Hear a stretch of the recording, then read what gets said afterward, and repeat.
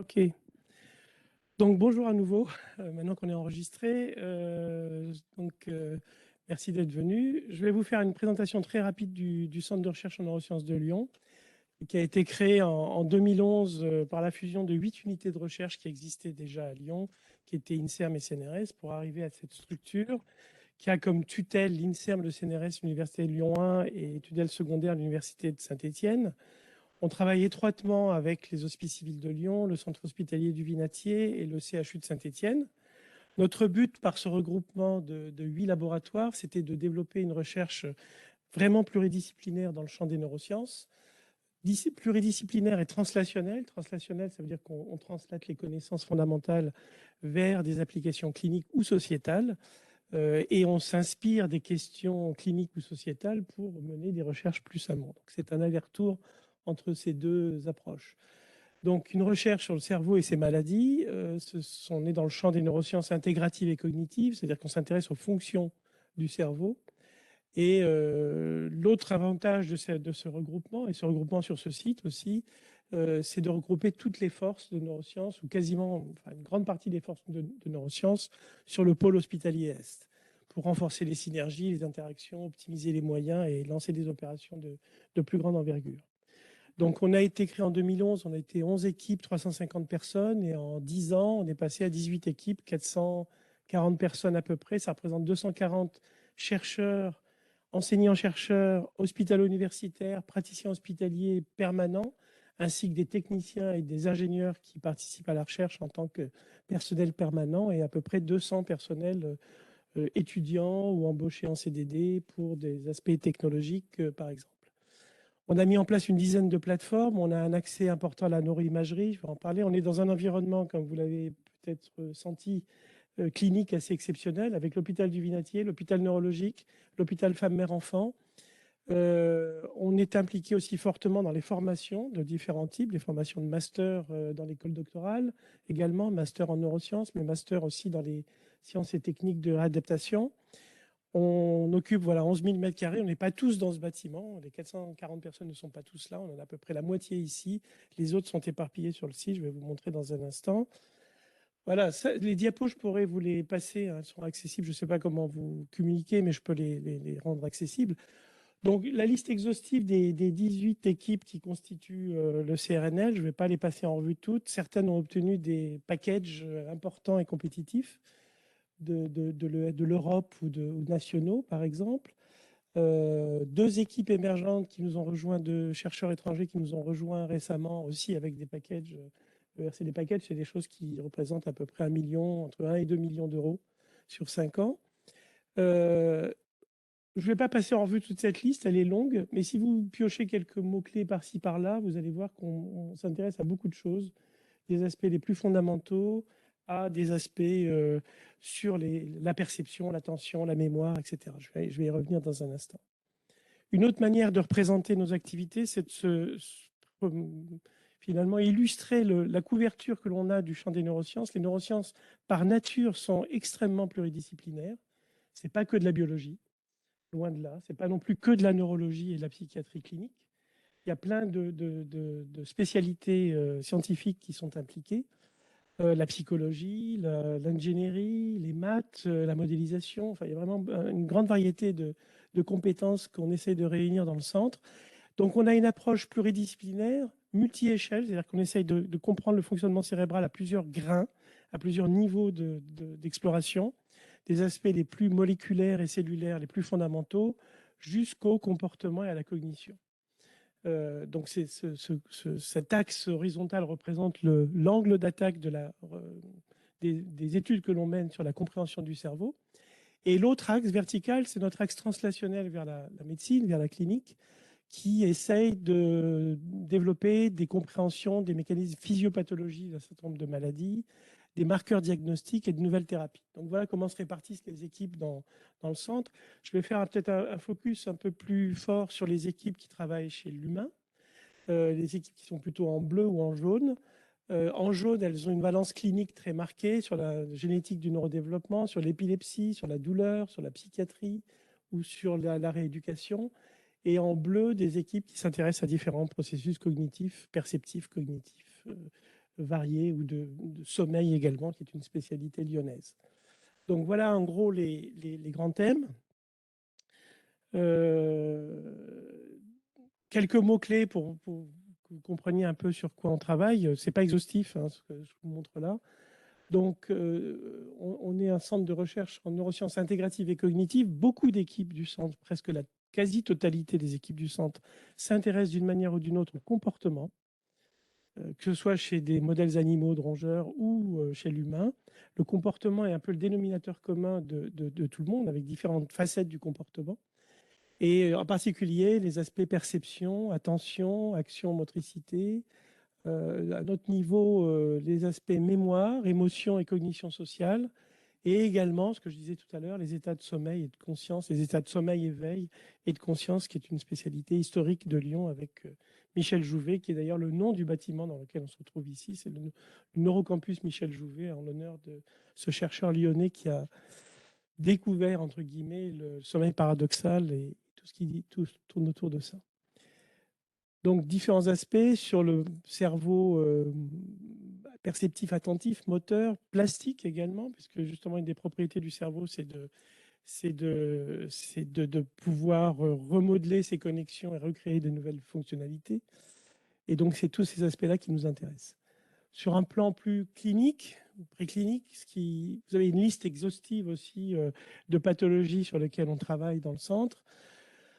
Donc, il y a des choses qui concernent Alzheimer, l'épilepsie, la douleur, tous les déficits sensoriels, moteurs et cognitifs qui peuvent survenir, par exemple, après un AVC, et toutes les techniques de remédiation qu'on peut imaginer, les troubles du sommeil, les comas et les états de conscience altérés, avec des tentatives de communication chez les patients à état de conscience minimal, les troubles du neurodéveloppement, en particulier l'autisme et toutes les pathologies 10, et les troubles de l'attention, et enfin la psychiatrie, en particulier la schizophrénie, l'addiction et aussi la dépression.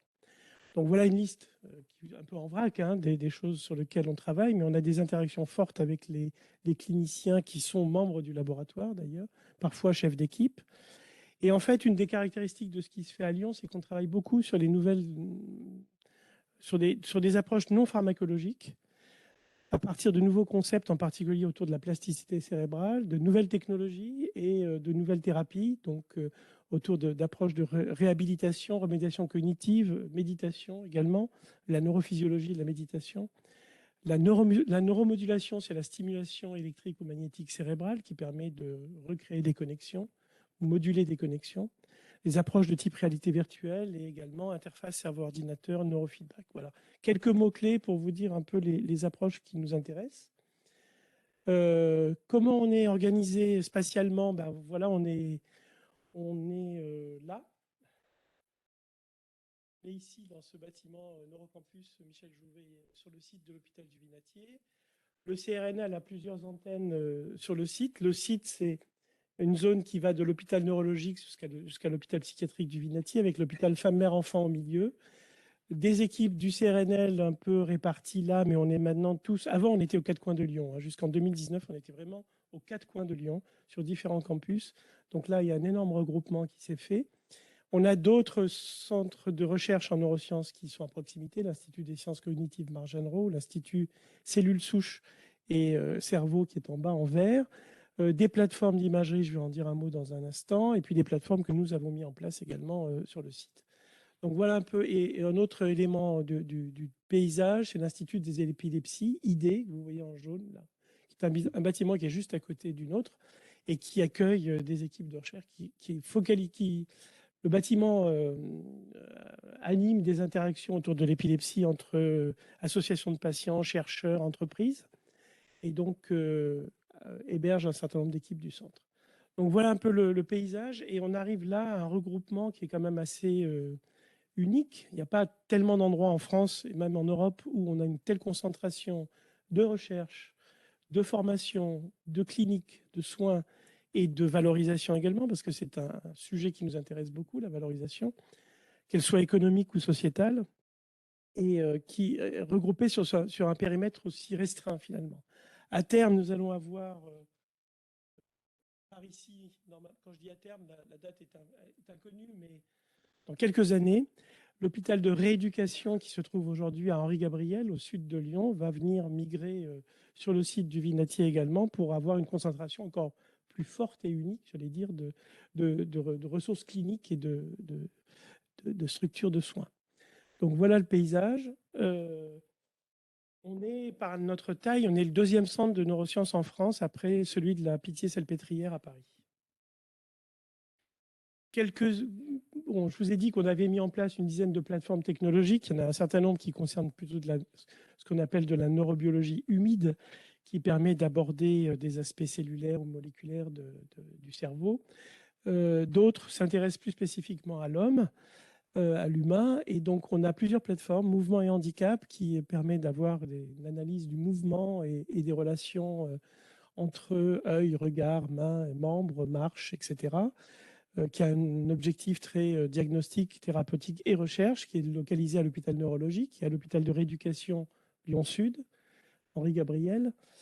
Une autre plateforme neuroimmersion qui met en œuvre toute une palette de techniques d'exploration à base de réalité virtuelle immersive, de mesure des mouvements oculaires, de mesure du mouvement du corps, de la stimulation sensorielle, de la neurostimulation électrique ou magnétique et de l'électrophysiologie sans fil. Voilà, donc ça c'est tout un ensemble de plateformes qui constituent le pôle un peu exploration fonctionnelle comportementale du centre. Un autre aspect, j'en parle plus rapidement, mais on a accès également de façon assez unique à de l'exploration de patients épileptiques qui sont hospitalisés, qui ne sont pas traitables par des approches pharmacologiques et pour lesquels une chirurgie va s'imposer et donc qui vont pendant une quinzaine de jours être hospitalisés avec des électrodes dans le cerveau. C'est une technique tout à fait classique qui fonctionne. Je ne dis pas que c'est sans risque, c'est jamais sans risque, mais en tout cas c'est complètement une routine hospitalière motivée par déterminer les régions qui sont susceptibles d'être des régions épileptogènes et qui vont faire l'objet de chirurgie. Mais ça offre à ce moment-là la possibilité d'explorer d'un point de vue électrophysiologique avec des électrodes dans la tête tout un ensemble de régions pour justement à la fois participer au diagnostic et à la caractérisation fonctionnelle du cerveau, des structures cérébrales qui fonctionnent encore ou qui fonctionnent moins bien, mais aussi de permettre d'explorer ça d'un point de vue des compréhensions des mécanismes neurophysiologiques. Voilà, je ne vais pas en dire tellement plus là. Et puis, une nouvelle plateforme installée depuis peu qui s'appelle Planète et qui s'intéresse plus spécifiquement à des aspects comportementaux chez l'enfant pour participer à des études du développement cognitif de l'enfant qui offre un certain nombre de moyens, de mesures comportementales, d'oculométrie, d'eye tracking, de mesures d'expression faciale, de réponses électrodermales qui peuvent se relier à des aspects émotionnels. Des analyses de relations enfant-enfant ou enfant-parent en situation naturelle, et aussi une IRM factice, qui est une IRM gonflable, hein. Elle n'est pas chère celle-là, qui permet d'apprendre, comment dire, préparer les enfants à des examens qui seront des vrais examens d'IRM qui peuvent avoir lieu ensuite à l'hôpital ou au CERMEP. Donc c'est une appropriation de l'environnement d'une IRM. Je ne sais pas si vous avez déjà fait une IRM, mais ça peut être un peu impressionnant, surtout chez les plus jeunes. Donc voilà une autre plateforme qui s'est mise en place. Là, je vous montre juste la palette d'imagerie à laquelle on a accès. Ce sont des structures d'imagerie qui se trouvent sur la plateforme du CERMEP, qui est à côté d'ici, et qui sont dédiées à la recherche. Ce n'est pas de l'imagerie pour la clinique hospitalière, ce sont des systèmes, des scanners divers et variés permettant de faire vraiment de la recherche fondamentale ou clinique sur le site. Et là, il y a toute une palette d'imageurs en IRM, en tomographie par émission de positons pour avoir l'activité métabolique, la magnétoencéphalographie qui permet d'avoir l'activité magnétique cérébrale. On a maintenant des systèmes plus portables qui sont en train d'être développés pour justement pouvoir faire ce genre de mesures dans des situations plus réalistes, plus naturelles. Donc voilà rapidement le tour. Et puis je vais juste faire un focus sur quelques-uns de nos axes transverses. Donc voilà, des axes qu'on a mis en place qui sont des axes transverses à travers toutes les équipes. Donc c'est un peu plus simple à lire parfois que toute la liste des thématiques que vous avez vues tout à l'heure.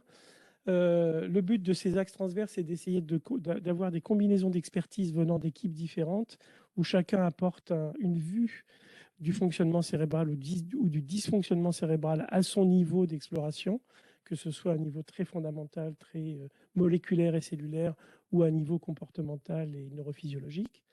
C'est de combiner donc ces différentes approches, c'est de renforcer la recherche translationnelle vers la clinique et la société, et donc accroître les aspects valorisation.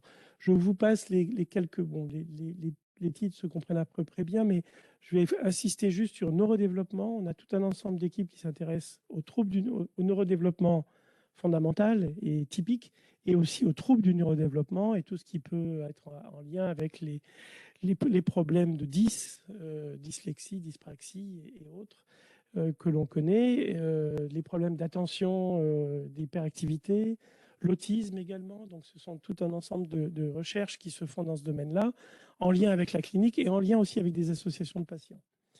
Neurosciences et éducation, donc là, c'est plus en prise avec votre communauté, bien que le neurodéveloppement, à mon avis, est aussi en prise avec votre communauté d'EdTech. Mais neurosciences et éducation, vous allez certainement en entendre aujourd'hui, donc je ne vais pas tout en parler plus, mais on essaye de translater, encore une fois, les connaissances que l'on a sur le cerveau, sur le fonctionnement cérébral, vers la question des apprentissages, des difficultés d'apprentissage ou des optimisations de l'apprentissage.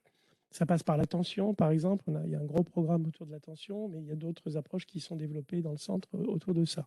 Et ça se fait beaucoup en lien avec les écoles et parfois le rectorat qui est impliqué là-dedans.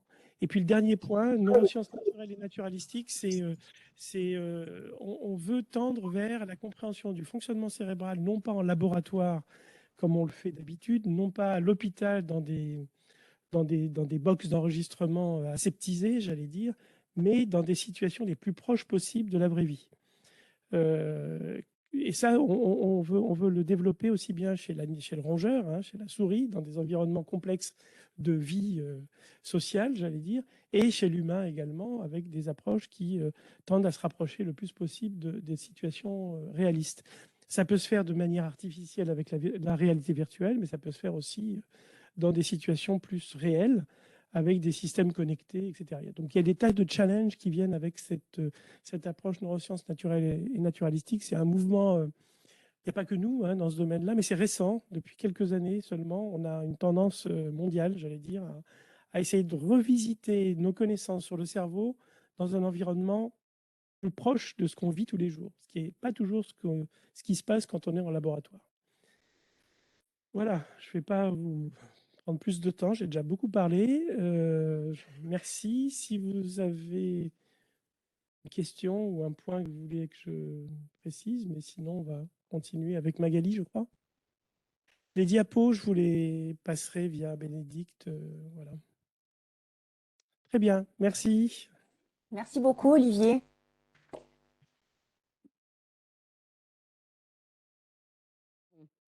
C'est bon, écoute, parfait, laisse comme ça. Et moi, Bon, regarde. je vais faire une présentation assez rapide parce que je pense que nombreux sont ceux qui connaissent déjà EdTech Lyon. Donc, si c'est OK pour tout le monde, j'attaque. J'ai pas beaucoup de feedback. Est-ce Alors, que c'est bon? Du coup, oui. Du coup, pour nous, côté, c'est bon. C'est quand tu veux, Magali. eh ben, allez, c'est parti. Ah, Donc, là, on t'entend plus. vous ne m'entendez plus. C'est bon, là. C'est bon, vous m'entendez?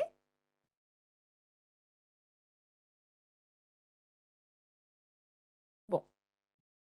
Oui, Alexandra me dit oui. Alors, c'est parti. Donc, EdTech Lyon, c'est une association, loi 1901, une association à but non lucratif qui a été créée en avril 2019.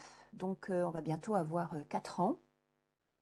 Et qui s'est créée avec la volonté de fédérer l'ensemble des parties prenantes, des acteurs qui sont engagés, impliqués dans les questions d'éducation et de formation et qui souhaitent porter des réflexions autour des usages du numérique dans les pratiques professionnelles des enseignants et des formateurs afin de soutenir une formation et un enseignement qui soient en phase avec son époque et qui permettent l'usage de solutions destinées à adresser l'ensemble des apprenants. Aujourd'hui, cette organisation associative, elle compte 74 membres, 51 entreprises, 20 acteurs terrain et 3 laboratoires de recherche. Donc, les entreprises sont des sociétés qui développent des solutions EdTech, donc des solutions innovantes qui utilisent la technologie, le numérique, afin d'adresser les enjeux d'apprentissage. Et puis, les acteurs terrain sont, alors c'est un groupe que l'on a nommé acteurs terrain parce que c'est ceux qui sont en prise directe avec des pratiques. Donc, on retrouve des établissements d'enseignement secondaires, puisque nous avons un lycée qui est membre de EdTech Lyon, le lycée La Martinière-du-Cher, mais également des établissements d'enseignement supérieur, Lyon 1, Lyon 2, Lyon 3, l'Université de Saint-Étienne, et puis quelques acteurs d'enseignement supérieur privé comme l'IRIG, l'ISEG. Et puis dans les acteurs terrain, on va retrouver également des acteurs qui sont en prise avec la formation professionnelle, type Chambre des métiers d'artisanat, CCI Formation, Pôle emploi, qui est membre de EdTech Lyon, sur les enjeux d'accompagnement des demandeurs d'emploi qui sont éloignés de l'emploi et pour lesquels on travaille aussi, enfin, avec qui on travaille sur des formations plus innovantes. Et puis dans les acteurs terrain, il y a également la métropole de Lyon. Et puis 3 laboratoires de recherche. Alors évidemment le CRNL qui est membre de EdTech Lyon, mais également l'IFE et le LIRIS. L'objectif d'EdTech Lyon, c'est de partager des expertises, c'est de partager de la connaissance, c'est de partager de la compréhension de ces transformations qui sont pardon, excusez-moi, j'ai des petites notifications, de partager des expertises et de la connaissance sur les transformations qui sont en cours avec la pratique du numérique, des transformations de pratiques professionnelles, mais également comprendre et accompagner les transformations en termes d'équipement, de réflexion sur des usages. Donc ça passe par des temps de rencontre comme les matinales, comme cette matinale aujourd'hui. Aujourd'hui, on a comptabilisé peut-être à la 35e matinale atelier webinaire et on a un cumul de 618 participants. La plupart des matinales ont été enregistrées. On essaye de capitaliser de la connaissance. On a mis en place également cette année, et ils vont vraiment démarrer activement début 2023 des groupes de travail autour de thématiques sur l'inclusion, l'accessibilité, la transformation des métiers de formateurs, etc. On a développé une cartographie de la communauté EdTech Lyon qui permet de référencer de façon quasi exhaustive les contacts des uns et des autres. EdTech Lyon est une structure dans laquelle il y a un engagement fort d'entraide. Et donc, on demande à chacun de définir l'expertise sur laquelle il est disposé à partager de la connaissance. Donc, on a 103 expertises mobilisables, 67 solutions EdTech qui ont été référencées et 12 thématiques de recherche. Donc, vous avez cette cartographie qui est en accès libre pour partie, parce qu'il y a relativement peu de choses qui sont en accès libre et ouvert, et pour l'ensemble des membres adhérents, via un code, l'ensemble des contacts et des solutions et des technologies utilisées sont référencés et accessibles sur la cartographie.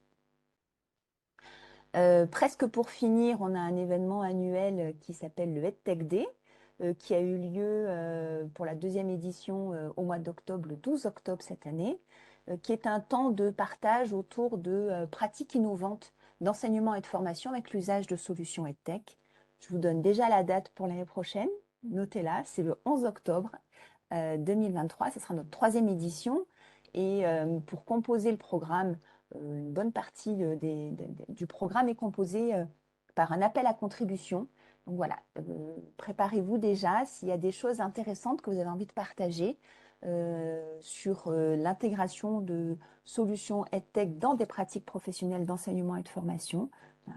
L'appel à contribution sera lancé au mois de mars et on a très envie que les témoignages puissent aussi s'associer à un regard de recherche de chercheurs qui ont été en accompagnement ou associés à des pratiques innovantes. Donc, on a très envie d'avoir aussi des chercheurs qui témoignent. Et puis, un petit zoom pour clarifier les bénéfices que l'on a à être membre de EdTech Lyon.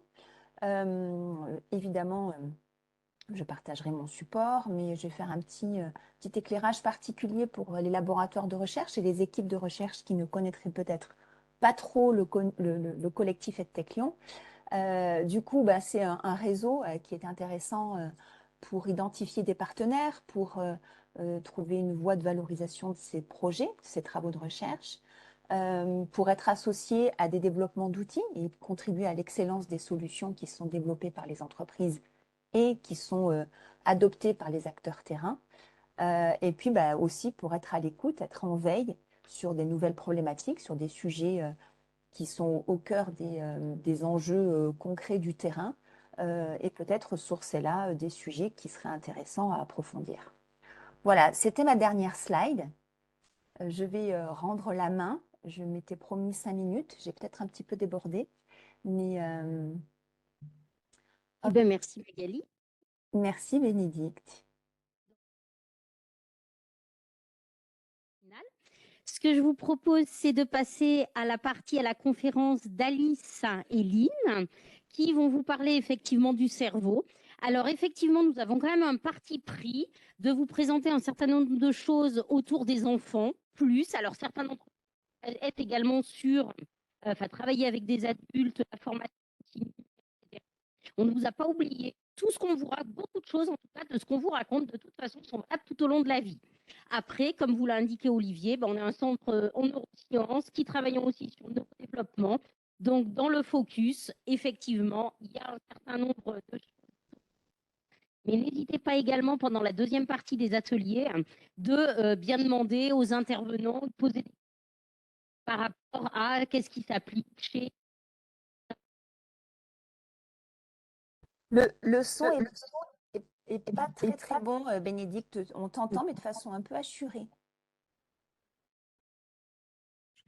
Allô, allô. Ouais, là, c'est mieux. Là, Bon, ça va bien mieux. ça va mieux. Alors, effectivement, il faut vraiment que vous preniez, vous colliez, il faut vraiment se coller à ce micro. Donc, je laisse la parole. On se donne jusqu'à 40 et on adaptera la durée des ateliers derrière. Bon, on a pris un petit peu de retard, forcément, avec la neige, les conditions météo. Mais on adaptera du coup la durée. On réduira un tout petit peu les ateliers tout à l'heure. Voilà. À vous de jouer. Merci.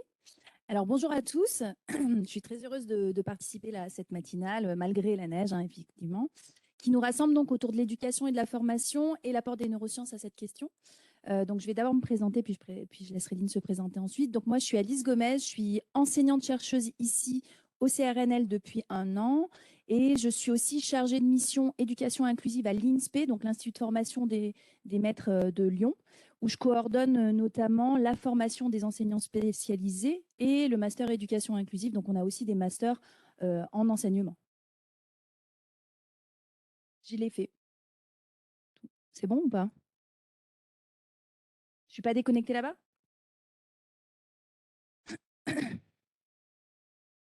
Ah, parce que les diapos marchent, ne sont pas connectés là-bas. C'est bascule, je pense, Lineldon. Alors, vu qu'on n'a que 40 minutes pendant que les diapos s'affichent, je continue à dérouler. Alors, donc, je suis très, très heureuse de partager ce temps de présentation avec Lynn Nguyen, qui fait partie aussi du CRNL, qui est dans l'équipe Trajectoire avec Nathalie Bedoin et qui présentera en fait les travaux qu'elle a réalisés en thèse quand elle était avec moi précédemment et qui vient juste de terminer sa thèse, donc qui débute son postdoc. Tu veux dire? Donc, bonjour à tous. Donc, moi, c'est Lynn Nguyen. Merci à tous les organisateurs de cette matinée. Donc, moi, je suis actuellement postdoctorante dans l'équipe trajectoire au CRNL, avec sous la responsabilité de Nathalie Bedouin qui est dans la salle. Et voilà, je viens de terminer ma thèse à l'ISC Marchanro, donc sous la direction d'Alice Gomet. Et voilà, je laisse la parole à Alice. On te repassera la passerelle ensuite. Alors, donc pour ce matin, ce qu'on a envisagé comme organisation, c'est dans un premier temps de nous interroger d'abord sur les raisons pour lesquelles on pourrait avoir besoin, quand on est enseignant, quand on est formateur, des apports des neurosciences et des sciences cognitives. Déjà, essayer de tirer quelques éléments de précaution, j'ai envie de dire la génothérapie risque, mais je dirais de précaution. Et puis, dans un second temps, je vais essayer de faire un focus alors assez rapide sur quelques éléments et mécanismes utiles en termes de stratégie de mémorisation parce qu'il me semblait que s'il fallait parler de quelque chose quand on parle d'enseignement, de formation et d'apprentissage, la première entrée, c'est peut-être celle de la mémoire qui paraît un peu évidente, mais on aurait pu rentrer par plein d'autres mécanismes et j'ai eu du mal à choisir. Ensuite, ce qu'on fera, c'est que justement, Lynn, elle va intervenir pour essayer de montrer un petit peu comment, avec l'exemple des travaux qu'elle a conduits, comment on peut passer de questionnement de laboratoire vers la salle de classe en essayant de favoriser la prise en compte de besoins spécifiques dans l'enseignement. C'est ça le travail de Lynn sur la fin de la présentation. Donc on commence, on va d'abord se demander en fait si c'est pertinent de tisser des liens entre neurosciences cognitives et éducation et quels peuvent en être les risques. Et pour ça, je vais vous demander de participer un peu. Donc il vous faut votre smartphone. À distance, vous pouvez le faire aussi parce que vous voyez le QR code. Et là, j'espère que ça va marcher. Alors, du coup, Bénédicte, elle m'a demandé aussi que ce soit très, très interactif. Donc ça va être très interactif avec le risque que ça ne marche pas, évidemment. Puisque quand c'est interactif, il y a des plus de chances que ça ne marche pas. Voilà, par exemple, ça c'est génial. Donc... Alors, j'ai les questions notées en version papier parce que il n'y a pas du tout de réseau, aucun réseau. Okay. Alors, je voulais faire en format, je vais vous les poser à la main comme ça parce que je les ai pas pris. Ça sera peut-être un petit peu. Alors, on va faire un vrai faux si ça marche pas avec la technologie. Mais je pensais faire un truc un peu technologique puisqu'on était sur EdTech, donc je me suis dit c'était sympa de faire ça, mais bon. Alors, donc on y va. Donc je vous donne des affirmations et ce qu'on va faire, c'est bon, c'est pas très sympa parce que vous allez voir ce que répondent les autres, mais c'est pas grave. On va faire un vrai faux. Donc le vrai, on lève la main et le faux. Et puis dans le chat, vous répondez par vrai ou faux. C'est bon? Alors, première affirmation. Les matériels présentés dans des formes verbales et visuelles et multimédia forment des représentations plus riches que lorsqu'ils sont présentés dans des médias uniques. Donc vrai, on lève la main. Je redis, quand on présente un matériel sous des formes verbales et visuelles, ça forme des représentations plus riches que lorsqu'ils sont présentés dans des médias uniques. Levez bien haut la main. OK. Donc là, c'est vrai. C'est ce qu'on appelle l'effet double codage. Donc ça, c'est une expérience en psychocognitif qui est très ancienne de Paivio. Donc là-dessus, on s'accorde. Deuxième affirmation. On se souvient de 10% de ce qu'on entend, de 20% de ce qu'on lit, de 30% de ce qu'on écrit et de 50% de ce qu'on fait. Le vrai ou faux? Levez la main. Quelques mains levées, pas beaucoup, à distance. Donc ça, alors... Effectivement, c'est un neuromythe. Donc là, a priori, vous êtes plutôt bien avertis sur ce point-là. Donc ça, c'est une proposition, en fait.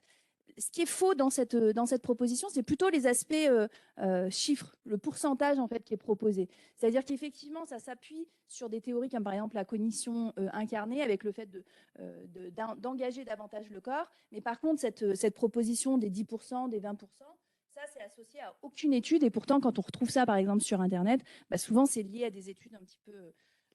alors que ce n'est pas le cas. C'est un autre. Les différences entre apprenants s'expliquent par des différences hémisphériques, cerveau gauche, cerveau droit. Vrai ou faux? Levez la main. Alors, vrai, levez la main. Les différences entre apprenants s'expliquent par des différences hémisphériques, cerveau gauche, cerveau droit. Bon, vous êtes tous avertis là dans la salle. Donc, c'est le dernier que je fais, après on avance. Donc ça, c'est bien aussi un neuromythe. C'est pas aussi simple que ça. On sait qu'il y a des différences interhémisphériques sur les fonctions cognitives. Et donc, en fait, ça, c'est une spéculation intelligente, une théorie qui a eu lieu à un moment et qui a évolué. Et donc maintenant, on sait bien qu'effectivement, on ne peut pas expliquer et résumer les différences entre les individus en disant, par exemple, bah voilà, il est spatial, donc ça, c'est parce qu'il a un fonctionnement de l'hémisphère droit qui est plus développé, ce type de choses-là. Un petit dernier, et après, on avance.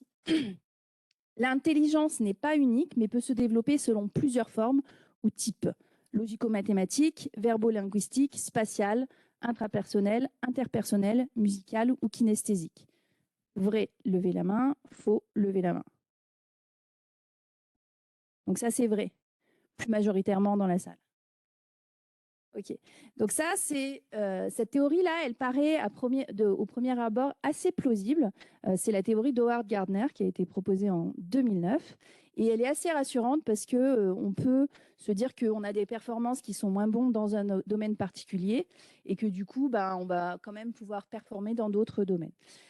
Le problème en fait de cette théorie, c'est que c'est également un neuromythe dans le sens où on n'a pas des compétences qui sont spécifiques et complètement isolées. On sait bien maintenant que l'intelligence, elle est déterminée par un facteur G qui rejoint plusieurs compétences intellectuelles. Et donc, du coup, une des limites aussi de cette proposition, c'est qu'elle va amener les enseignants parfois à modifier leurs pratiques en fonction des formes d'intelligence qu'ils pourraient avoir identifiées chez certains élèves à partir de questionnaires qui sont parfois très très courts, très très peu fiables et qui n'ont pas d'efficacité en termes de compétences, de progression en termes d'apprentissage. Donc ça, c'est un neuromythe également. Et heureusement, vous êtes tombé au moins dans un des neuromythes que je vous ai proposés parce que vous étiez plutôt bon. OK, donc on s'arrête sur cette partie-là. J'essaie de rebasculer sur la suite. Donc, ce qu'il faut savoir et ce qu'on voit en fait avec la présence ici, votre présence aussi ici ce matin, c'est que l'intérêt en fait pour les sciences du cerveau, elle a toujours été très importante chez les enseignants, chez les professionnels. Et du coup, il existe déjà des représentations sur la manière dont notre activité mentale, elle va être régie par notre cerveau. Et en fait, ce qu'on sait, près de 65% des enseignants, alors pas tous, pas évidemment là dans notre situation, on a vu qu'on n'était peut-être pas à 65%, mais en tout cas, plus de 65% des enseignants adhèrent à au moins un neuromythe. Je pense que c'était peut-être représentatif quand même de ce qui s'est passé sur le dernier neuromythe que je vous ai présenté. Parmi ces neuromythes, je vous en ai listé quelques-uns, là je ne vais pas les détailler, mais je vous en ai listé quelques-uns ensuite qui sont encore très fréquents. Je vous mettrai les diapos à disposition. Et en fait, à gauche, je vous ai mis le nom du neuromythe. Et quand on passe dessus, en fait, on peut accéder aux ressources en ligne qui existent actuellement et qui font référence encore à ces neuromythes. Donc, un neuromythe, c'est une croyance infondée sur le fonctionnement du cerveau. Et ce qui pose problème, en fait, c'est quand cette croyance infondée, elle va modifier les pratiques des enseignants.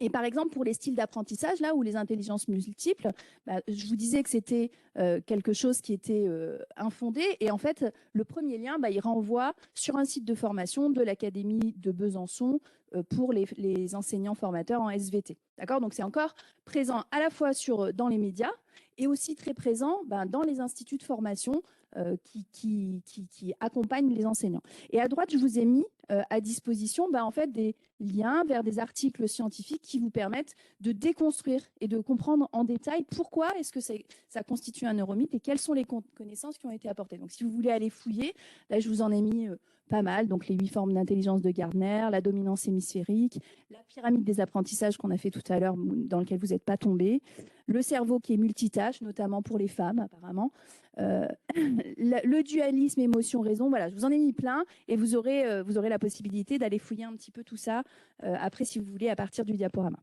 Alors, de nombreuses personnes, en fait, elles pensent que les mythes d'hier, ça va être demain des faits. C'est-à-dire que pour l'instant, on n'aurait pas encore réussi à mettre en évidence l'efficacité de telle ou telle bonne idée. C'est-à-dire que les gens qui adhèrent aux neuromythes, ce qu'ils ont tendance à se dire, c'est oui, mais pour l'instant, ça n'a pas encore été montré que c'est efficace, mais moi, je suis tellement convaincue que c'est efficace que vous verrez, dans le futur, on va le démontrer. Et en fait, ce qu'on se rend compte, c'est que dans les faits, c'est plutôt l'opposé qui se passe. C'est-à-dire que, en fait, ça Ici, je vous ai représenté un petit peu de manière catégorielle la manière dont les neuromythes ils évoluent. Et ce qu'on se rend compte, en fait, quand on observe le fonctionnement des neuromythes, c'est qu'au départ, en fait, ces neuromythes, c'est plutôt des spéculations intelligentes. C'est-à-dire qu'ils émergent à partir de vraies bonnes idées, en fait, d'observations qui sont faites par des chercheurs, par des professionnels aussi parfois. Et en fait, le souci, ça va être par exemple, là, je vous ai mis quelque chose qui est bien à la mode en ce moment dans le domaine de l'adaptation aux troubles du neurodéveloppement, qui est la conception universelle des apprentissages, le fait de s'adapter et d'avoir une conception universelle de la formation. Sauf que au moment où on a cette spéculation intelligente, en fait, on va vouloir essayer d'apporter des faits en soutien de cette proposition. Et pour ça, on va employer la démarche scientifique. Donc, je ne vais pas vous refaire tout ce que ça emploie, la démarche scientifique. Et deux possibilités, soit cette spéculation intelligente, elle reçoit des preuves en faveur de cette spéculation intelligente, c'est-à-dire qu'en allant expérimenter, on se rend compte qu'effectivement, il semble que les faits rejoignent l'hypothèse, et donc on va avoir des preuves de différentes natures, fortes ou mixtes, c'est le cas par exemple sur le partage de livres dialogués, là je vous ai mis d'exemples, et des preuves qui sont parfois très très robustes avec des méta-analyses, c'est le cas par exemple pour l'enseignement explicite,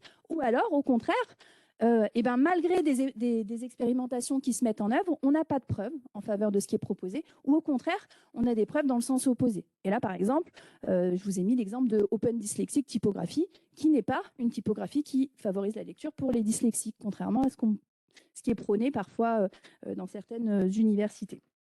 Donc, l'idée là, c'est bien d'essayer de se dire que pour ne pas tomber dans le problème des neuromythes, il va falloir essayer de rester averti des avancées dans le domaine des sciences, parce que ce qui n'était pas un neuromythe, par exemple, en 1998, aujourd'hui, c'est devenu un neuromythe. Ce qui n'était pas un neuromythe en 2006, ça peut être devenu aujourd'hui un neuromythe. Ou au contraire, ça peut être devenu quelque chose qui a des preuves robustes à l'appui. Alors par ailleurs, donc ça c'était le premier point sur quand on essaye de tisser des ponts entre neurosciences cognitives et éducation.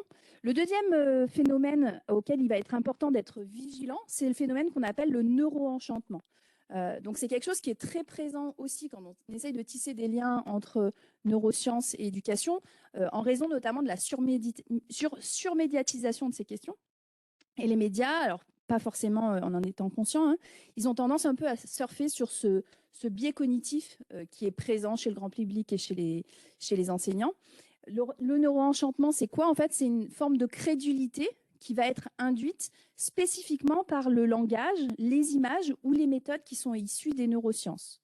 Donc, quand on explique en fait un fait, par exemple, qui est un fait psychologique, il va générer plus d'intérêt, plus de crédulité si jamais il contient une information neuroscientifique. Alors, je vous montre une petite expérience à l'appui, qui est devenue assez classique, où on demande en fait à des individus, à des participants, de juger de la véracité d'affirmations qui leur sont proposées sur, là, cette fois-ci, des phénomènes psychologiques. Et en fait, ces explications, elles peuvent être soit correctes, là, donc là, c'est celle qui est proposée à gauche, soit incorrecte, celle qui est proposée à droite. Donc là, très rapidement, les chercheurs affirment que ce trouble vient du fait que les sujets peinent à modifier leur point de vue pour considérer ce qu'un autre sait et projettent leur propre connaissance par erreur. Donc, ce qu'on va demander au sujet, c'est à votre avis, est-ce que cette explication elle est correcte ou incorrecte? Et on va recueillir leur choix. Et en fait, on va introduire certaines formulations dans lesquelles on va prendre exactement la même information, mais on va introduire des termes qui sont reliés aux neurosciences. Par exemple, l'imagerie fonctionnelle indique que, et ce trouble a lieu à cause des circuits des lobes frontaux connus pour être impliqués dans la connaissance de soi. Donc le sens, en fait, il reste exactement le même. Simplement, on rajoute en fait cette dimension de langage neuroscientifique. Et puis ce qu'on va voir, c'est finalement qu'est-ce que ça peut modifier en fait dans la véracité de l'évaluation. Donc là, je vous présente en fait le jugement des étudiants pour les explications correctes en blanc, pour les explications incorrectes en gris. Et vous voyez que quand on n'a pas de termes liés aux neurosciences, de manière assez rassurante, les explications incorrectes, elles sont jugées sur l'axe ici comme étant moins exactes que les explications correctes. Bon, ça c'est plutôt rassurant. Rien de surprenant ici. Maintenant, ce qu'on va voir, c'est la modification en fait de cette évaluation quand on introduit un langage qui est issu des neurosciences cognitives. Et ce que vous voyez, c'est que de manière générale, toutes les personnes qui répondent, quelle que soit la typologie d'affirmation, qu'elle soit correcte ou incorrecte, elles vont avoir tendance, de manière générale, à juger que cette affirmation est correcte. Et notamment pour les affirmations qui sont incorrectes, eh ben, elles sont jugées comme plutôt neutres du point de vue de leur véracité. Alors heureusement, si on regarde ce qui se passe par exemple avec des experts en neurosciences, de manière assez rassurante, on se rend compte qu'ils sont heureusement moins sensibles à ce biais de neuroenchantement.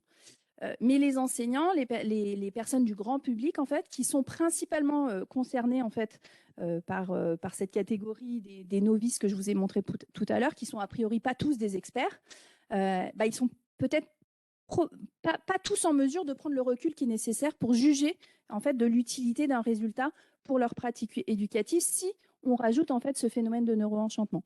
Alors très rapidement, dans une autre expérience classique, il a été montré que lorsque l'on juge de la véracité, cette fois-ci, est-ce que c'est vrai ou c'est faux, ce qui est dit sur une étude scientifique, et de son bien fondé en fait, en termes de raisonnement scientifique, par exemple, si on est confronté à des résultats d'études scientifiques sur Twitter, sur les réseaux sociaux, dans des journaux comme Cerveau et Psycho, ce qui va se passer, c'est qu'on va attribuer un score plus important quand la description elle nous est présentée accompagnée d'une image du cerveau, que si exactement le même raisonnement scientifique, exactement les mêmes résultats sont présentés associés à un histogramme. Donc on est ici sur une situation qui provoque ce biais cognitif de neuroenchantement et qui s'appuie finalement sur un pouvoir de persuasion de ces images de cerveau auxquelles il faut être vigilant.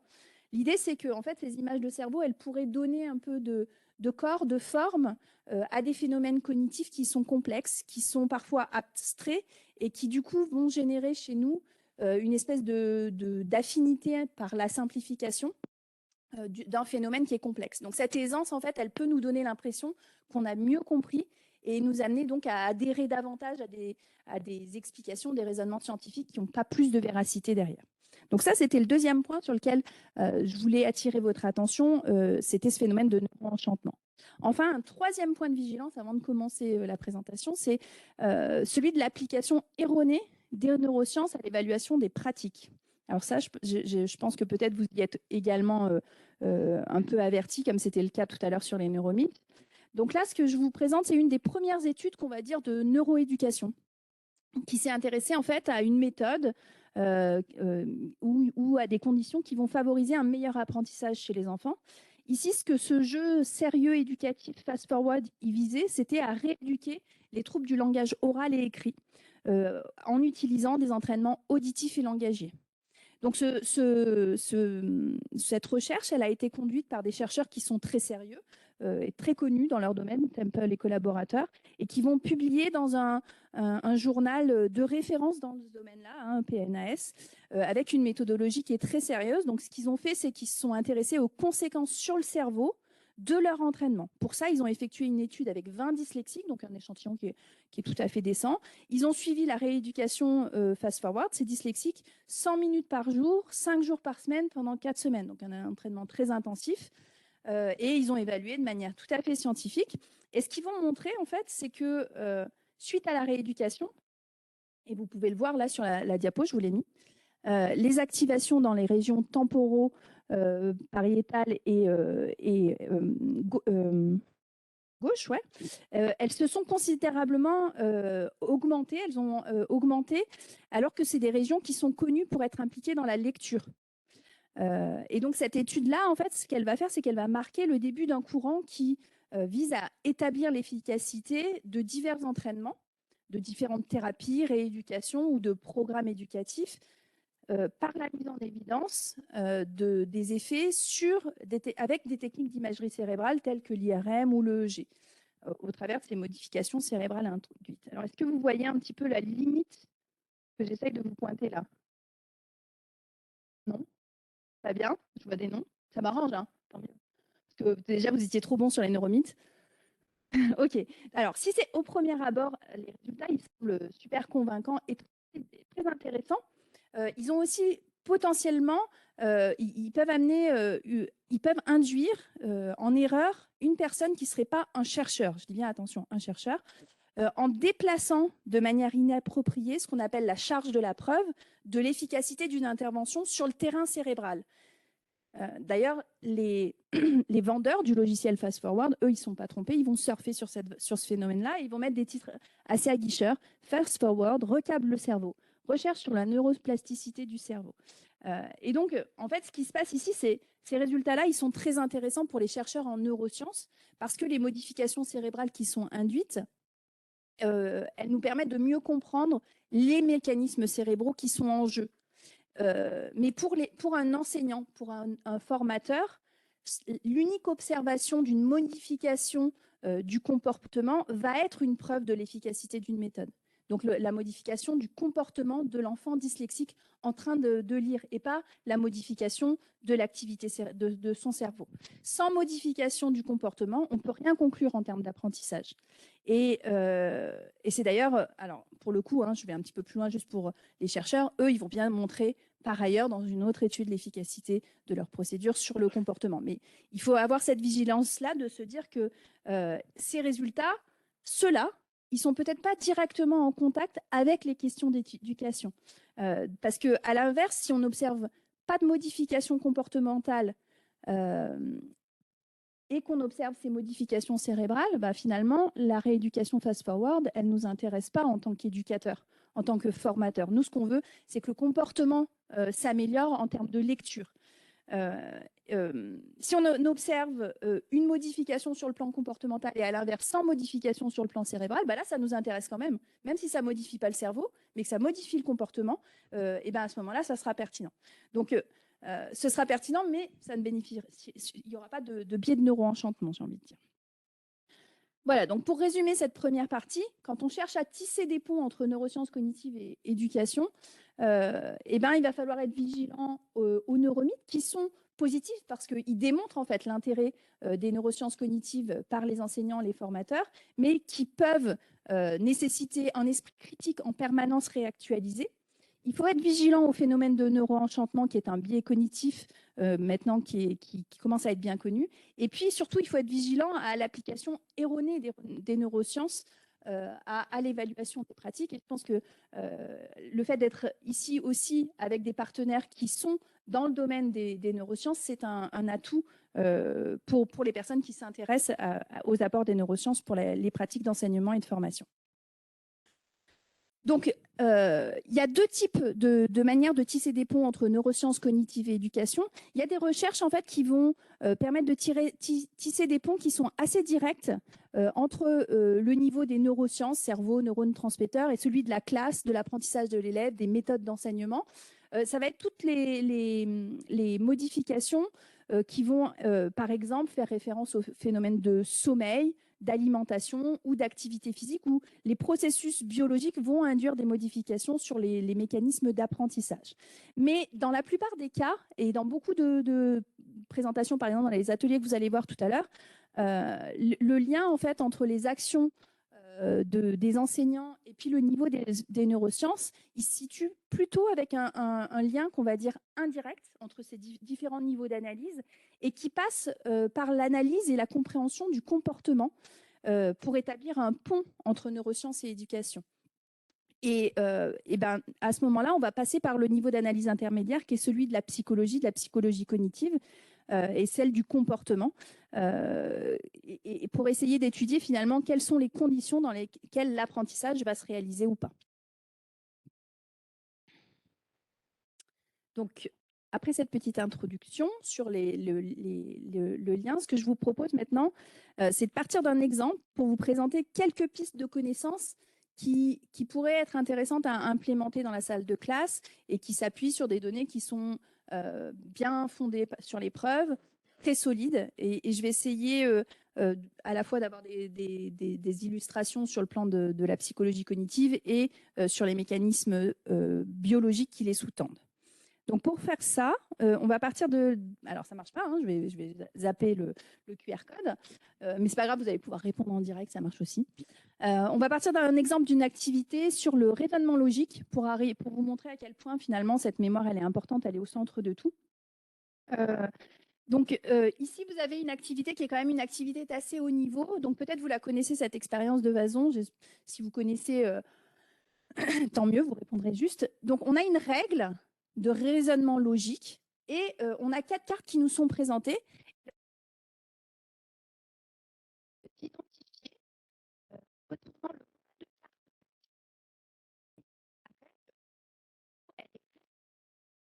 Par exemple, voilà, s'il y a une voyelle sur une face, il doit y avoir un autre.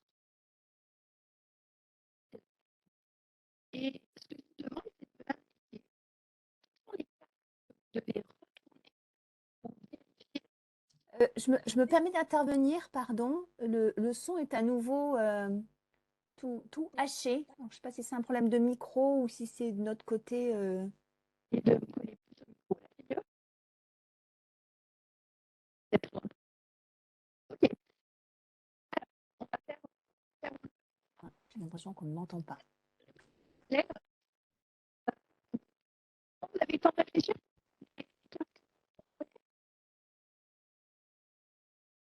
Oui.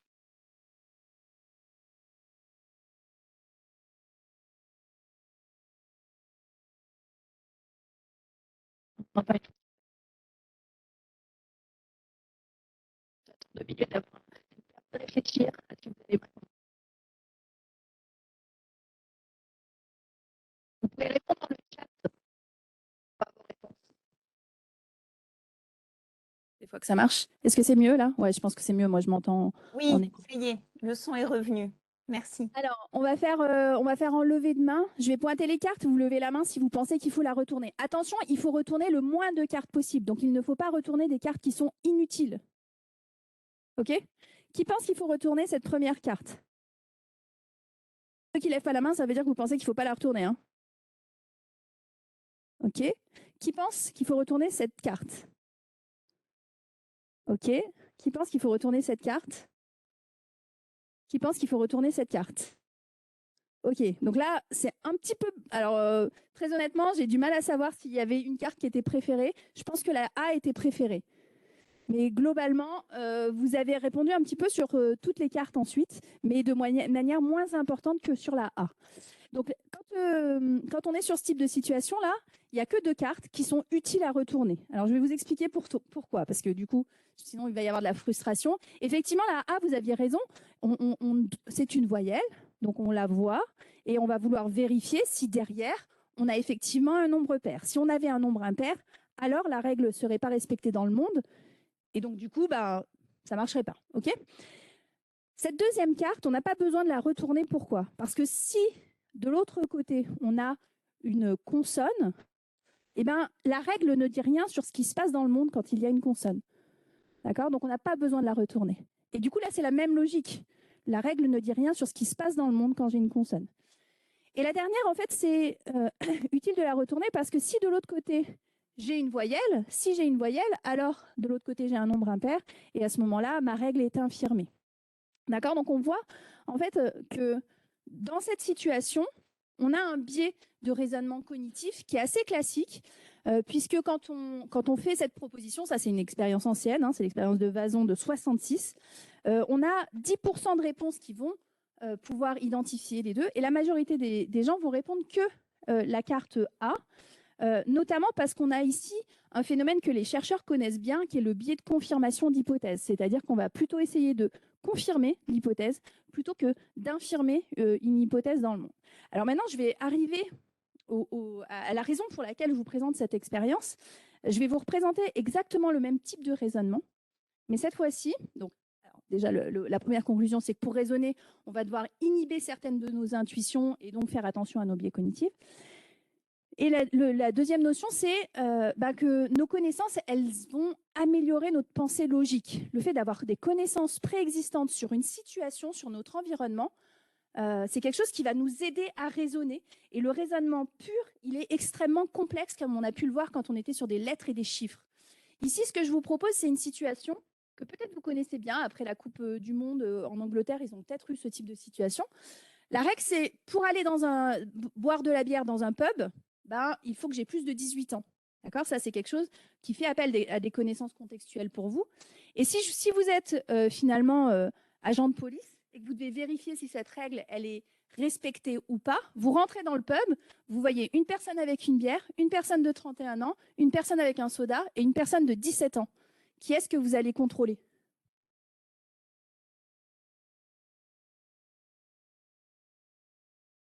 Alors, qui contrôle la bière? La personne avec la bière. Là, ça se lève. Qui contrôle la personne de 31 ans? Personne. Qui contrôle la personne avec un soda? Personne. Qui contrôle la personne de 17 ans? Tout le monde. OK, donc on voit que là, vous n'avez absolument aucun problème. C'est exactement le même problème que je vous ai présenté. Je vous ai donné la même structure. Et le simple fait, en fait, d'ajouter des connaissances contextuelles, donc d'avoir finalement appris des choses sur le monde et l'environnement, ça vous aide à raisonner, ça vous aide à transférer et à inhiber plus facilement des éléments qui ne sont pas pertinents. Et effectivement, ça a déjà été montré. Hein. Plus de 80% des gens montrent que vont avoir la même réponse que vous. Alors, moi, je trouvais que c'était intéressant de le pointer, notamment avec cette question de l'avènement du numérique et des technologies. On pourrait penser finalement que la technologie, elle va pouvoir se substituer à nous sur certains apprentissages, sur certaines connaissances.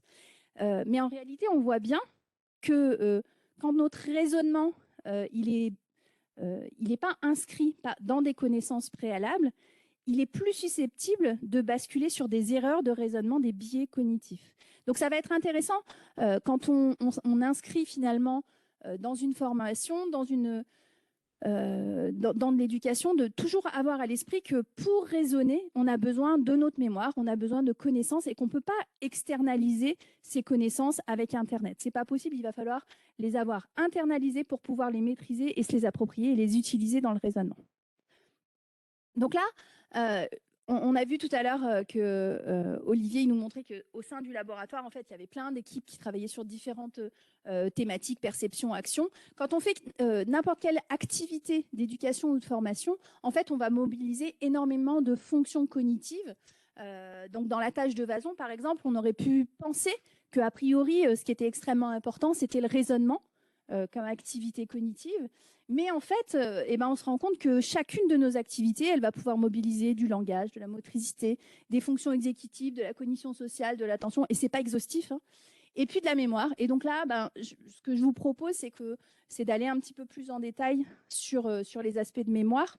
Je vais aller assez vite pour pointer quelques grandes entrées, quelques éléments qu'on connaît qui sont efficaces en termes de stratégie de mémorisation. Pour faire ça, je vais vous tester. Alors là, il n'y a pas de QR code, vous allez encore répondre à la main. On va faire une petite mise en situation pour voir un peu comment elle fonctionne, votre mémoire à vous. Je vais vous présenter ici la vidéo d'un méfait et vous allez être témoin oculaire de cette situation. Et ensuite, vous devrez finalement, en tant que témoin, essayer de sélectionner ce que vous avez vu. D'accord? Donc, soyez bien attentifs. Vous allez voir quelque chose qui va avoir lieu. La vidéo n'est pas de super bonne qualité, mais je pense que ce sera suffisant. Il n'y a pas de son, hein, ça c'est normal. Donc vous entrez dans votre bureau tranquillement. Il n'y a pas de neige dehors cette fois-ci. Et puis quand vous regardez par la fenêtre, là vous voyez effectivement une personne qui est en train, a priori, de poser une bombe sur le toit du bâtiment où vous travaillez.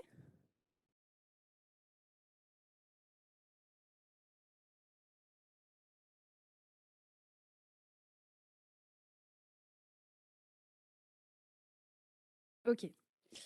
Donc maintenant, je vais vous présenter les différents suspects de ce méfait et je vais vous demander d'essayer de m'identifier. Alors, la vidéo va assez vite là, donc je vous les remettrai un à un. D'identifier lequel vous avez vu dans la vidéo.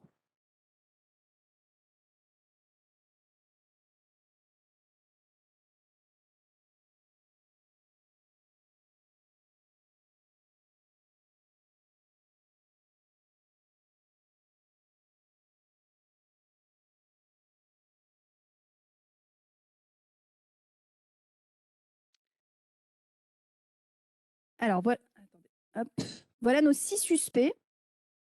Là, ça aurait été sympa de le faire avec la technologie pour que chacun réponde sans biaiser les autres. Donc, je vous ai remis les photos là, de 1 à 6.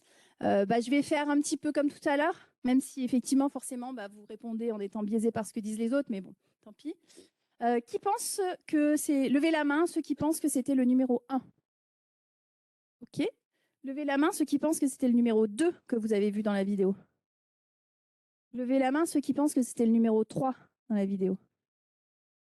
Levez la main, ceux qui pensent que c'était le numéro 4. Numéro 5. Numéro 6. Levez la main, ceux qui n'ont pas levé la main. Pourquoi vous n'avez pas levé la main? Ah oui, bon, bah après, je vois, c'est que des chercheurs. Bon, allez-y, dites-moi. Hein? Ouais, effectivement. Donc là, en fait, ben, vous avez été... Ceux qui ont répondu, ce que vous avez fait, c'est que vous avez, je vous ai soumis à une fausse reconnaissance. C'est-à-dire que ben, notre mémoire, elle est au centre de plein d'activités, mais elle est extrêmement susceptible à des fragilités. Et puis, en fait, on a tendance à considérer notre mémoire comme une capacité à encoder, stocker et récupérer des informations sensorielles, mais c'est aussi et surtout un processus de reconstruction.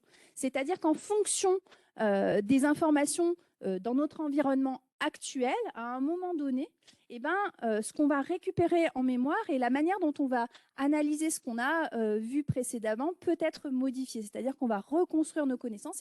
Et c'est ça qui s'est passé. C'est-à-dire que la majorité d'entre vous, finalement, vous avez plutôt répondu le sujet numéro 3.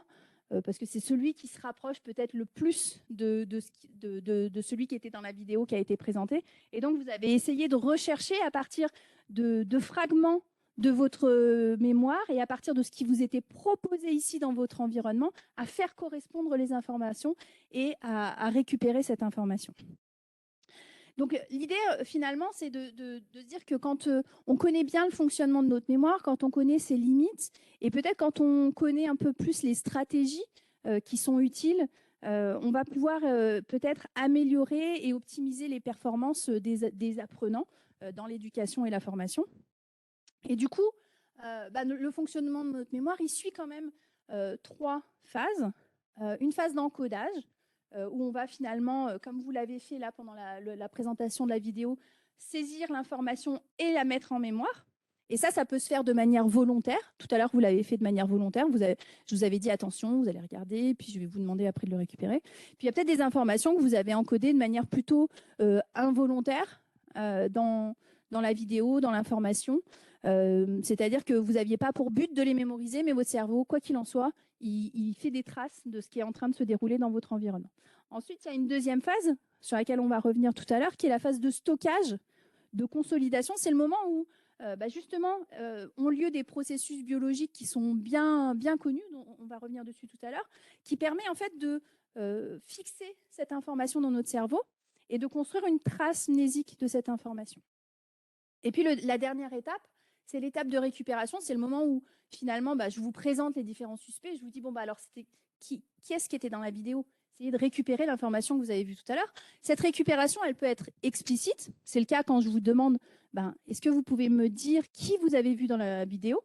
Et puis, elle peut être implicite, c'est-à-dire que vous pouvez ne pas avoir forcément la volonté de récupérer cette trace en mémoire. Et puis, simplement, si vous voyez le suspect que vous avez vu, vous allez peut-être avoir un comportement un petit peu différent, sans trop savoir pourquoi, simplement parce que votre mémoire, elle va vous dire, là, fais attention, quoi. Il y a un petit warning, je ne sais pas trop pourquoi, mais je ne m'approcherai pas trop de cet individu. Et puis, ça peut être spontané, comme par une recherche active. Donc, par une recherche active, c'est ce que vous avez fait tout à l'heure. C'est-à-dire que vous avez eu la volonté d'aller rechercher en mémoire, mais je pense que ça vous est déjà arrivé, peut-être maintenant, là, pendant la conférence, de vous dire « Ah oui, il ne faut pas que j'oublie d'aller chercher ça ce soir, j'ai rendez-vous chez le médecin. » Et ça, en fait, c'est des processus de récupération qui se font de manière spontanée à partir de processus internes.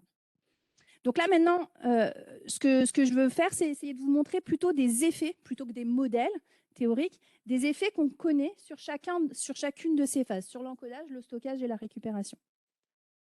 Ah oui, alors si, j'ai quand même gardé le modèle, mais je vais le passer parce que je pense qu'on ne va pas avoir le temps. Donc hop, je passe tout ça. Alors, il y a de la mémoire à court terme et de la mémoire à long terme. Voilà. Alors, donc notre système, là, on va plutôt focaliser sur d'autres systèmes de mémoire à long terme, sachant qu'on a aussi des systèmes de mémoire à court terme. Hop. Et le premier fait pour réaliser un bon encodage, eh ben, on va essayer ici de regarder un petit peu ce qui se passe dans cette vidéo et essayer de voir, de mémoriser un maximum d'informations. Je ne sais pas si vous la connaissez, la vidéo, mais je pense que c'est un bon exemple pour prendre conscience, en espérant que ça marche. Alors, par contre, il n'y a pas de son. Et là, pour le coup... Brutally bludgeoned to death with a blunt instrument. I want each of you to tell me your whereabouts at precisely the time that this dastardly deed took place. I was polishing the brass in the master bedroom.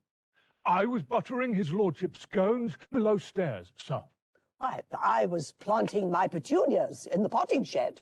Constable, arrest Lady Smythe.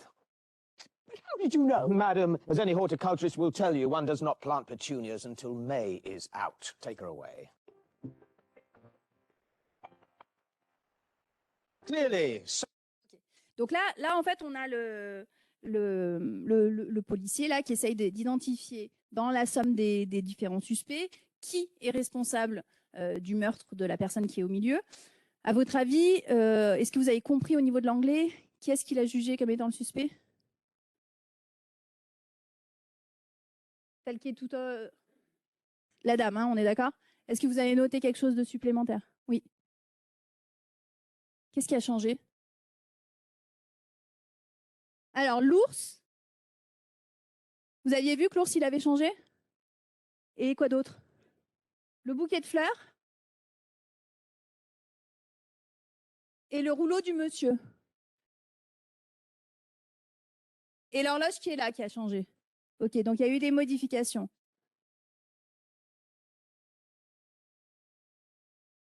La plante qui est là derrière? Ok. D'autres choses?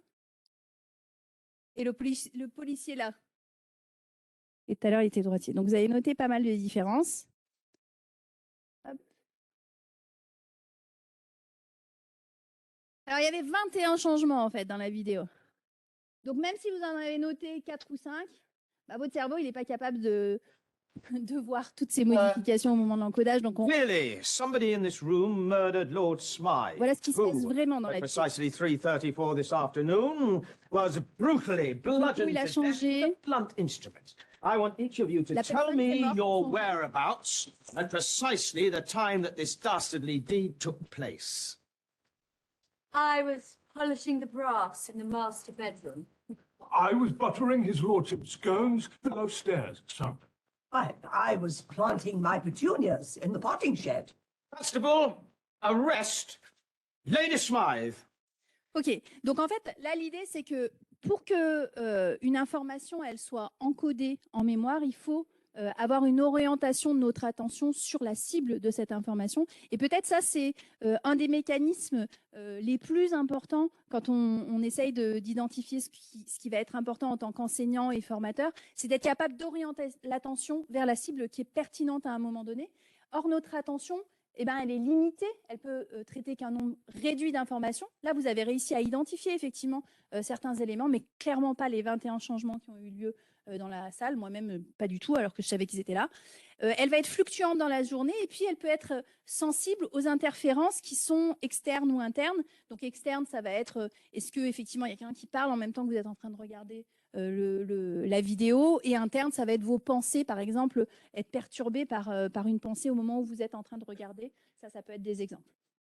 Donc, je ne vais pas détailler, mais effectivement, comme le disait tout à l'heure Olivier Bertrand, bah, ce travail de l'attention, c'est quelque chose au sein du CRNL où il y a effectivement pas mal de travaux qui ont été conduits, notamment avec le projet Atoll, pour essayer d'amener les élèves à prendre conscience de leur mécanisme attentionnel. Et c'est une des étapes qui est absolument indispensable pour réaliser un bon encodage.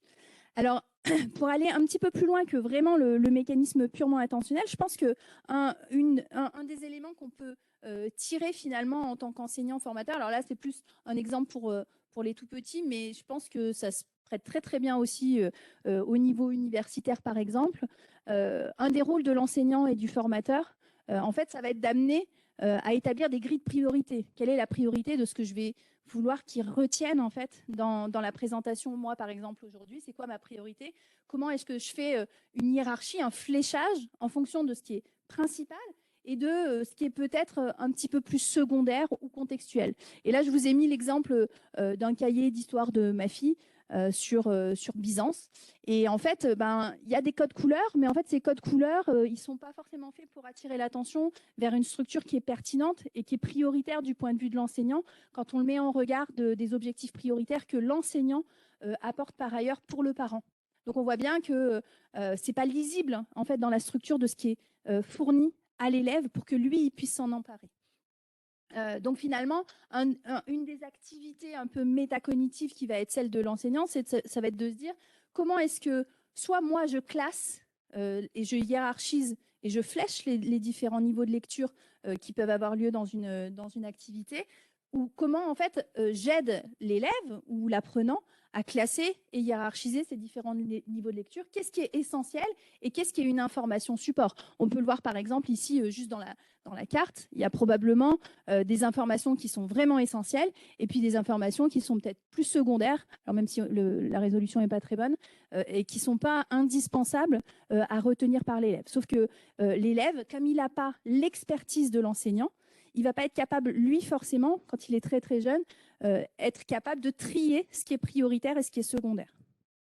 Donc, il va falloir bien guider ce fléchage. Un deuxième point qui me semble important sur l'encodage, c'est qu'on sait bien maintenant qu'on va mieux mémoriser une information qui est à la fois organisée et avec du sens, et qui est aussi organisée et générée en termes d'organisation par l'élève. Alors ça, c'est lié à la structure de notre mémoire et notamment notre mémoire qu'on appelle sémantique. Alors là, je vous ai passé les aspects modèles sous-jacents en fait à ces connaissances-là. Mais quand on organise par catégorie, notre cerveau il va avoir plus de facilité à créer des liens avec des catégories qui sont préexistantes dans notre cerveau. Et par exemple, ici, ça, c'est une carte mentale que ma fille elle a pu réaliser à partir de sa leçon sur les Romains et Byzance. Et son objectif à elle, ça a été d'identifier qu'est-ce qui est commun entre les Byzantins et les Carolingiens, et qu'est-ce qui est du coup différent. Donc le fait d'avoir les points communs et les différences, c'est quelque chose qui se relie fortement à la structure de notre mémoire parce qu'elle fonctionne par... elle essaye d'établir des points communs entre différents moments d'apprentissage. Donc le fait de faire organiser en catégories, d'effectuer des cartes mentales, de générer par exemple des classeurs d'organisation de notions, c'est des choses qui vont être efficaces pour aider à organiser et structurer un apprentissage. Et dans cette notion de donner du sens, un élément qui est bien connu aussi depuis un certain nombre d'années, c'est que plus on va faire du lien avec une connaissance qui est nouvelle, qui est présentée avec des connaissances qui sont anciennes, plus ça va être facile de le mémoriser. Si je vous demande par exemple de mémoriser une liste de mots, il n'y a pas forcément d'intérêt, ou une liste de mots en anglais, si pour chacun des mots, vous essayez de l'associer à des connaissances personnelles, très particulières, vous allez avoir beaucoup plus de chances de rappeler les différents mots de la liste. Je ne vous le fais pas faire parce qu'on n'a pas le temps, mais vous aurez beaucoup plus de chances de rappeler ces mots de la liste. Donc, le fait de faire du lien entre le connu et le nouveau, ça, ce n'est pas toujours facile quand les enfants sont très petits, parce qu'il va falloir aller chercher qu'est-ce qu'il y a de présent déjà dans leur cerveau auquel je vais pouvoir rattacher la connaissance. La connaissance qui est apportée, qui est nouvelle. Et une des stratégies qui marche assez bien, c'est le fait de s'appuyer et d'essayer de rechercher des analogies. Donc, par exemple, à chaque fois que l'enseignant il va dire, vous savez, c'est comme quand, ou ça devrait vous faire penser à la fois où on a fait ça. Toutes ces stratégies-là qui peuvent paraître un petit peu basiques, en fait, c'est des stratégies qui vont être extrêmement efficaces pour l'apprenant, en fait, pour essayer de faire cette articulation entre ses connaissances préexistantes et la nouvelle connaissance qu'il doit essayer de fixer en mémoire. Et encore plus efficace si c'est eux qui génèrent et qui ont l'occasion de faire à la fois les regroupements de sens et la génération de ces liens. Combien de temps il me reste là? Donc, je fais un peu ce que je vous ai dit, je vous fais l'essentiel de ce qu'on vient de dire. l'idée, c'est d'aider l'élève à cibler l'information pertinente, d'organiser et de favoriser une réorganisation des notions par les élèves, parce que finalement, le passage en mémoire, il demande une orientation d'attention sur la cible, et puis on mémorise mieux une information organisée avec du sens. Ouais, alors du coup, je vais passer. Alors, du coup, vous aurez dans le diaporama d'autres exemples. Hop, je vais passer tout ce qui va être consolidation. Peut-être juste vous dire que sur les phénomènes de consolidation, donc la deuxième étape, là, on est vraiment sur quelque chose qui s'appuie sur les processus biologiques, donc en lien avec notre cerveau. Et s'il y a bien un domaine où le lien il est très très fort entre le niveau du cerveau, le niveau du comportement et le niveau de la classe, c'est celui de la consolidation, parce qu'on sait maintenant depuis un certain nombre d'années, et notamment grâce aux travaux d'Eric Kendall, que quand on est en train d'avoir une expérience de vie, par exemple le fait d'être confronté en histoire géo au mécanisme de la Rome et des Byzantins, ça va activer tout un circuit de neurones dans notre cerveau, et que plus ce circuit il est répété et emprunté en termes d'activation, plus la vitesse de conduction entre les cellules qui sont empruntées, elles vont augmenter par le phénomène de potentialisation à long terme. On a une plus grande fréquence de coactivation va faire que l'électricité, elle va mieux circuler, on va dire de manière un peu simplifiée, le long de ces axones-là. Donc Donald Hebb, il disait que quand on a un axone d'une cellule A qui est assez proche pour exciter une cellule B, comme on peut le voir ici, et ça de manière répétée et persistante, et en fait, ce qu'on va voir, c'est qu'on va avoir une croissance ici en termes de nombre de synapses et une potentialisation de la transmission du neurone A vers le neurone B, qui fait que ça va être plus facile pour l'électricité de circuler d'un neurone à l'autre. Et ça, c'est vraiment la base de la facilité avec laquelle on va récupérer de l'information. Hop, hop, hop.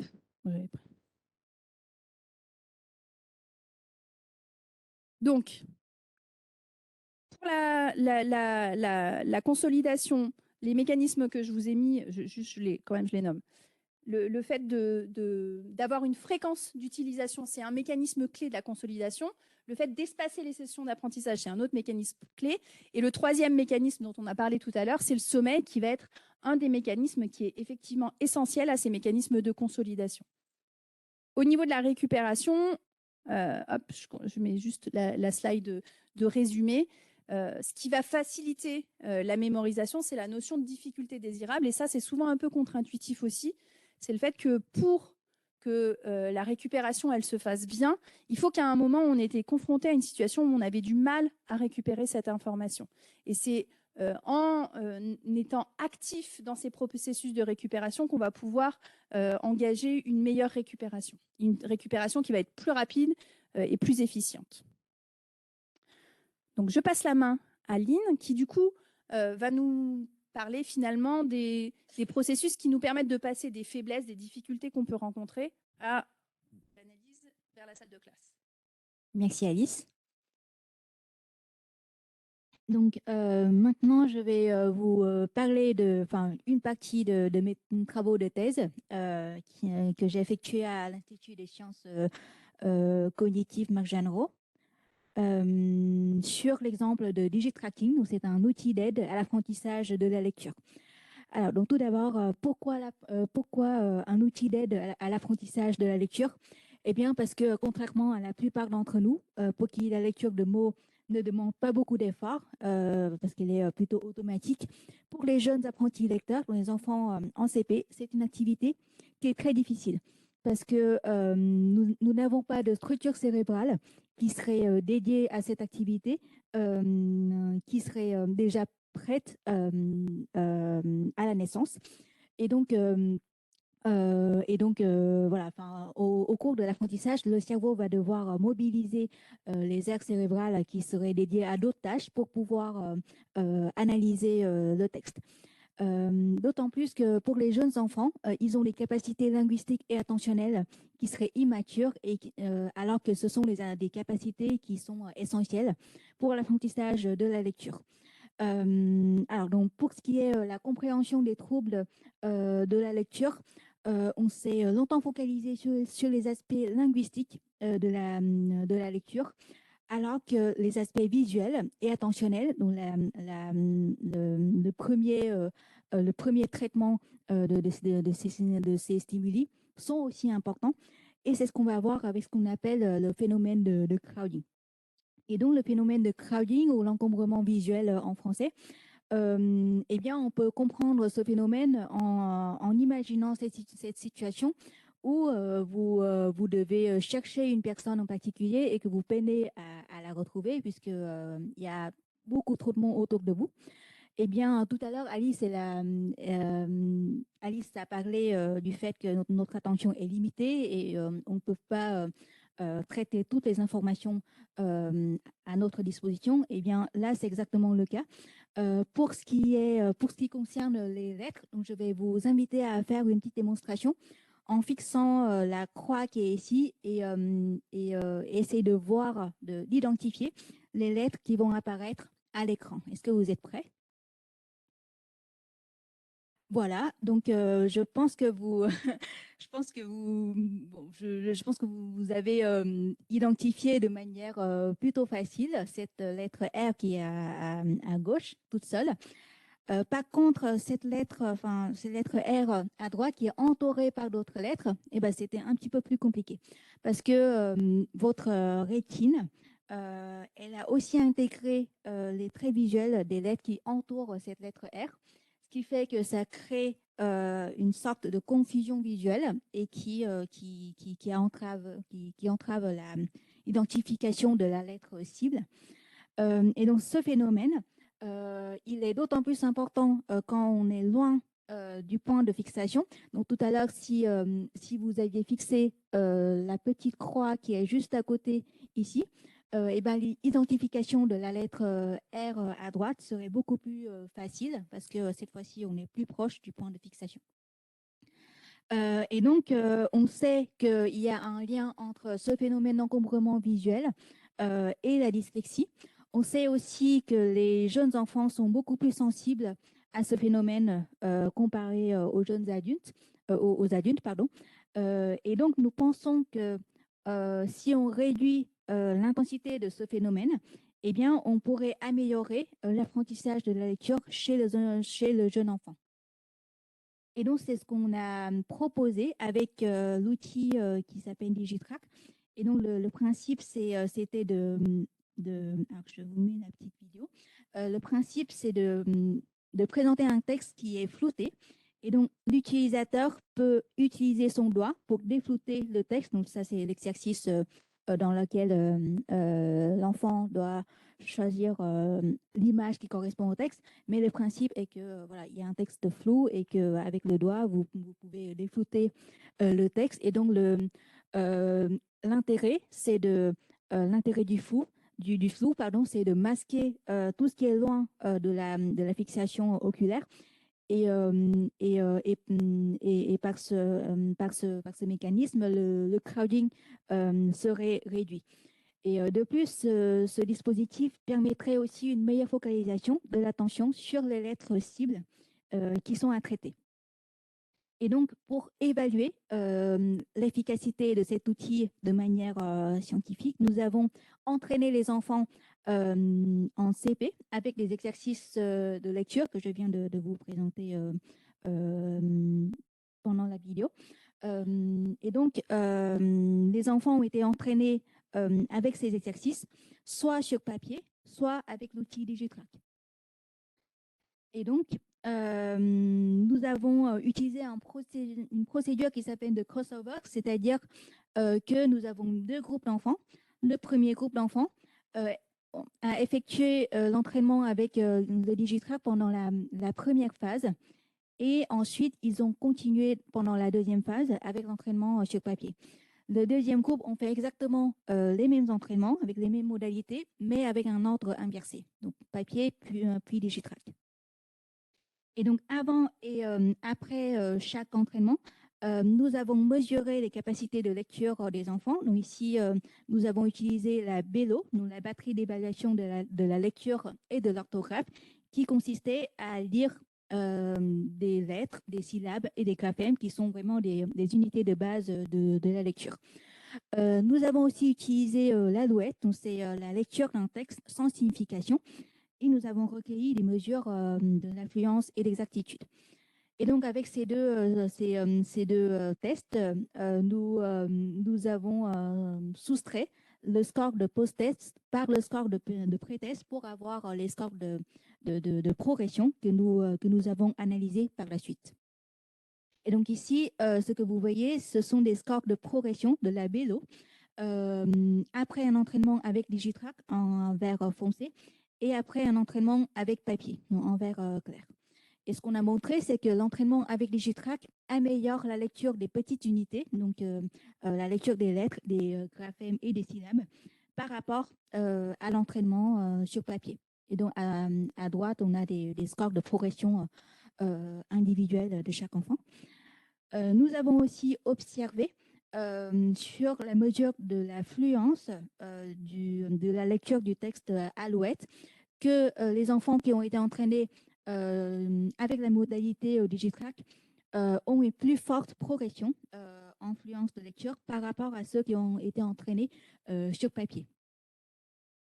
Et donc, ce qui est aussi intéressant avec cet outil, c'est qu'on peut collecter des trajectoires d'exploration tactile quand l'enfant il défloute le texte. Et donc, on peut recueillir des variables qui sont pertinents pour inférer en quelque sorte la capacité de lecture de chaque enfant. Alors, je ne vais pas détailler parce qu'on n'a pas de temps, mais on peut discuter après si vous voulez. Donc, en conclusion, avec un outil plutôt simple à utiliser et en ciblant un mécanisme particulier qui est le crowding, qui entrave l'acquisition de la lecture, on peut renforcer l'acquisition des petites unités de base comme les lettres, des graphèmes et des syllabes, ce qui pourrait à son tour améliorer l'affluence de lecture. Alors, il faut noter aussi que la transition entre la recherche fondamentale jusqu'à l'expérimentation en classe est un processus de plusieurs étapes qui commence par la caractérisation du problème, ensuite à l'expérimentation initiale en laboratoire où on teste le mécanisme ciblé, puis l'expérimentation intermédiaire en classe avec un groupe plutôt restreint de participants et supervisé avec un expérimentateur. Et donc, notre résultat avec le Digitrack se situe à ce niveau-là. Et donc, il manque encore la dernière étape qui est le passage à l'échelle, qui consiste donc à valider l'entraînement en conditions réelles, donc avec un grand nombre d'enfants et idéalement supervisé par l'enseignant. Et c'est aussi l'étape qui souvent demande le plus d'efforts et le plus de ressources, mais qui est absolument nécessaire pour que l'efficacité d'un outil ou d'une méthode d'apprentissage soit validée.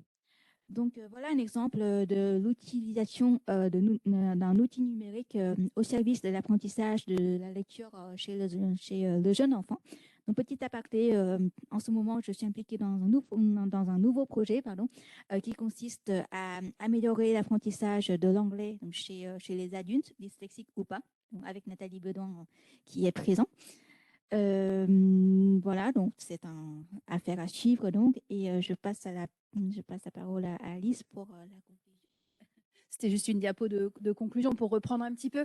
En fait, l'idée, c'était de se dire les neurosciences, elles sont utiles pour améliorer les représentations du cerveau par les enseignants, puisqu'on a vu qu'il y avait les neuromythes qui pouvaient planer de manière générale, qu'elles peuvent constituer en fait un apport de connaissances externes aux pratiques pour guider des choix pédagogiques. Alors, j'ai essayé d'en présenter quelques-uns un peu rapidement, mais c'était peut-être un petit peu trop long sur ce point-là.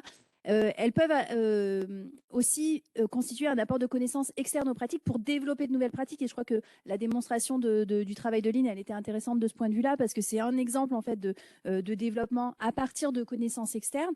Et il y a un dernier point qu'on n'a pas soulevé là dans cette présentation, c'est que en fait, énormément des pratiques enseignantes actuellement et de formation, en fait, elles ne sont pas appuyées sur des recherches et par contre, elles devraient pouvoir faire l'objet d'évaluations pour être fondées sur les preuves et favoriser leur reproductibilité, avec l'idée qu'il y a effectivement des pratiques qui sont extrêmement intéressantes et cet aller-retour, du coup, il doit être dans les deux sens, à la fois du labo vers la salle de classe et de la salle de classe vers le labo.